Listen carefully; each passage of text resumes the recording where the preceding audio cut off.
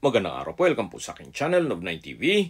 Patalasasan po, meron po ba kayong mga properties na napapabayaan or non-performing assets? Plan nyo ibenta, pero wala kayong oras sa pagbibenta nito. Kung ito'y pagkakatiwalan nyo po sa amin, tawag lang po kayo sa aking numero, usap po tayo, gawan ko po ng video for free. Yes, libre po, wala po kayong babayaran. Tutulungan pa namin kayong mabenta ang inyong property. Kami na po bahala sa marketing, sa boosting or paid ads. Even sa tripping, hindi na po kayo mapapagod sa pag-entertain ng mga buyers. Kami na po bahala sa lahat. Tawag lang po kayo. Nandito po tayo ngayon sa Tanawan, Batangas kung saan meron po tayong bagong video presentation, isang residential farm property na overlooking Taal Lake at Volcano. May lot area po ito na 5,800 square meters more or less.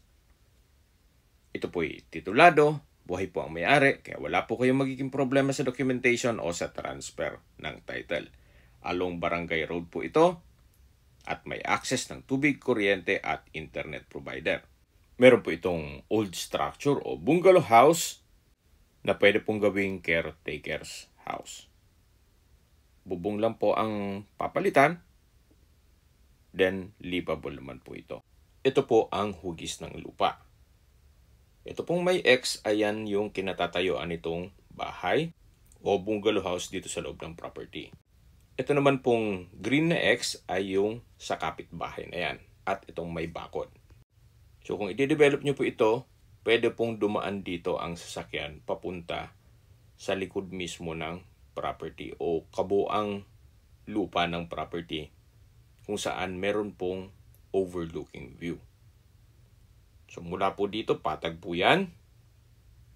Then pagdating po dun sa dulo ng may saging, medyo slope na po ang terrain. Then patag po ulit.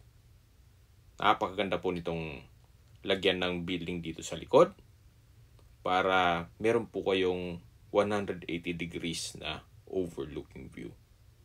Yan po yung tinutukoy ko na bakod nung kapitbahay, kaya wala naman silang access papunta dito sa likod.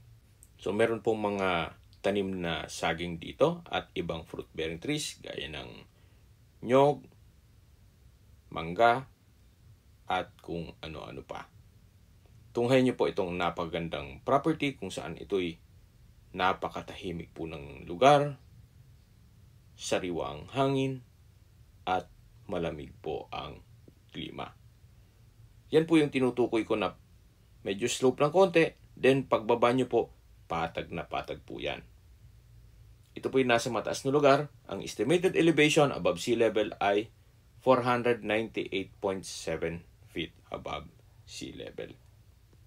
Napakaganda po ng tanawin. Yan po yung Taal Lake at yung Taal Volcano. You might consider this property hindi lang sa ganda nito, kundi sa presyo niya. Mamaya po pag-usapan natin sa dulong parte nitong video. Ito po yung property na napagandang ilaan sa inyong retirement. Gawa ng napakaaliwalas po. Wala po dito, tanaw natin ang Tagaytay. Marami pong entry at exit points dito. Pwede po kayong magtanawan at pwede rin pong Batino exit sa South Luzon Expressway. Habang pinagmamasdan niyo po ang kagandahan nitong property, pag-usapan na natin ang distance, location at travel time. Ito po'y malapit din sa Tagaytay Highlands. Ang distance is 13.5 kilometers at ang travel time is 27 minutes.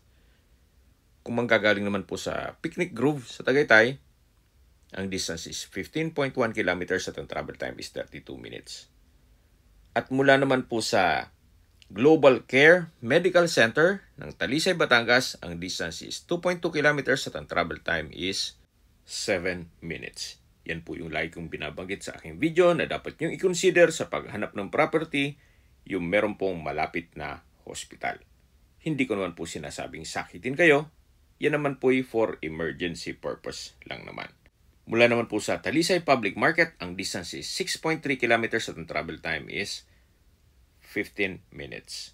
Mula naman po sa Star Toll, Tanawan Exit, ang distance is 9.5 kilometers at ang travel time is 20 minutes. At mula naman po sa Manila o sa airport, Ang distance is 65.5 kilometers at ang travel time is 1 hour and 21 minutes.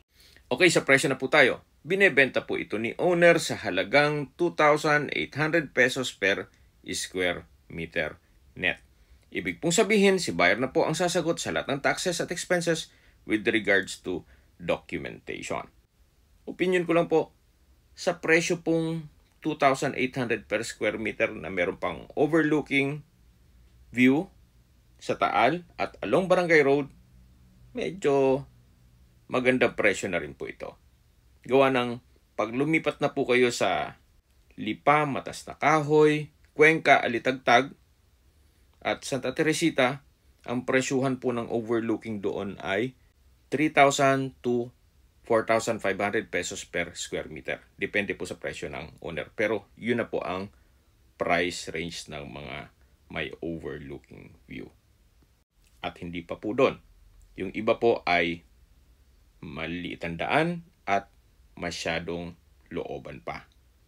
Ito pong property na tong pinipresent ko sa inyo ay along Barangay Road at malapit pa sa Metro Manila. So, yan po yung bungalow house.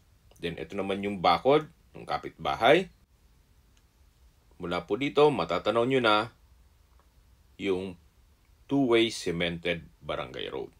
So, marami na pong mga kabahayan dito at malapit din po ito sa Barangay Hall kung saan meron pong mga duting tanod. Kaya yung peace and order naman po, wala pong problema. Kung may mga katanungan po kayo or gusto magpaset ng tripping dito sa property to, tawag lang po kayo sa aking numero. At sa mga kababayan naman natin nasa ibang bansa, meron po akong Telegram. Sa mga iPhone user naman may iMessage. Meron din pong Imo, Skype, Viber at WhatsApp. Same number lang po, 0917-316-3399. Sa mga nagtatanong naman po ng aming Facebook, meron po aming Facebook page na Nov9 TV at Facebook Reels Video. Meron din pong Instagram at TikTok na Nov9 TV. Meron din po kami ibang YouTube channel na The Nov9 TV channel at AC Listings. Sana po naibigyan yung aming video presentation. Paki-like and subscribe na lang po sa aking channel para ma-update din po kayo sa aking future listings. Kung sakali po hanap nyo yung mas malaking sukat ng lupa, meron din po kami ibang listings na pwede nyong pagpilian. Huwag po kayong mag-atubiling tumawag sa amin, then let us know your budget para malaman namin kung anong property pwede namin alok sa inyo. Sa lahat pong viewer, subscriber at nagtiwala po sa amin, salamat po sa suporta. Ingat po kayo lagi at inyong pamilya. Maraming salamat po.